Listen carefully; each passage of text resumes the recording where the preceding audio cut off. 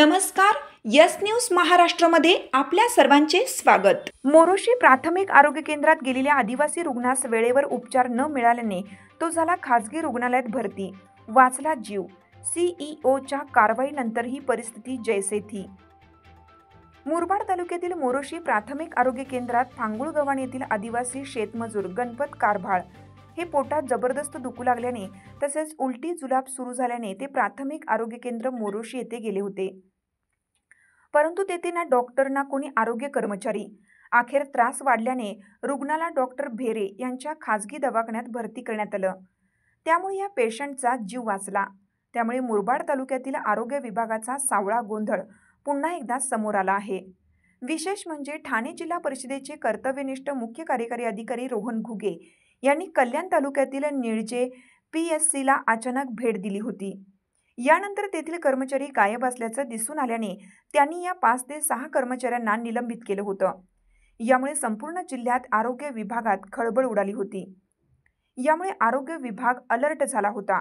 असे असताना कालच फांगुळगव्हाण येथील गणपती कारभाळ वय 40 हे पोटाच्या व उलटी जुलाब याच्या आजाराने त्रस्त झाल्याने ते मोरोशी प्राथमिक आरोग्य केंद्रात उपचारासाठी दाखल झाले. मात्र हे केंद्र उघडे होते, परंतु या दवाखान्यात ना डॉक्टर ना नर्स ना आरोग्य कर्मचारी. श्री कारभाळ हे बाहेर उलट्या करत होते, तडपडत होते, परंतु कोणीच नसल्याने अखेरीस त्यांचा मुलगा किरण कारभाळ यांनी त्यांना मोरोशी येथीलच डॉक्टर भेरे यांच्या खासगी दवाखान्यात भरती केलं व त्यांचा जीव वाचला.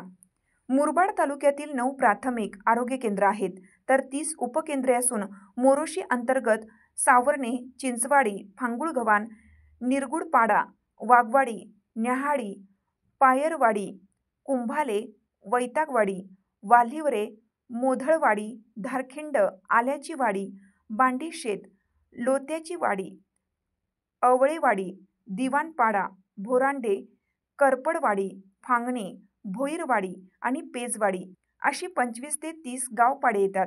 हे सर्व आदिवासी समाज असून त्यांच्याकडे लक्ष द्यायला कोणालाही वेळ नाही. हे आदिवासी जंगलात राहणारे यांना काय उपचार करायचे असे हिनवून दुर्लक्ष केलं जातं. नुकतेच पुणे जिल्ह्यातील दीनानाथ मंगेशकर रुग्णालयातील प्रकारामुळे आरोग्य विभागाची बेअब्रू झाली आहे.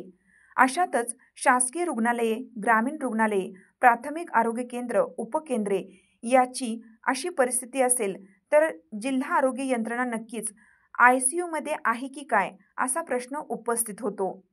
यस न्यूज महाराष्ट्रासाठी संजय कांबळे, सहसंपादक, मुंबई.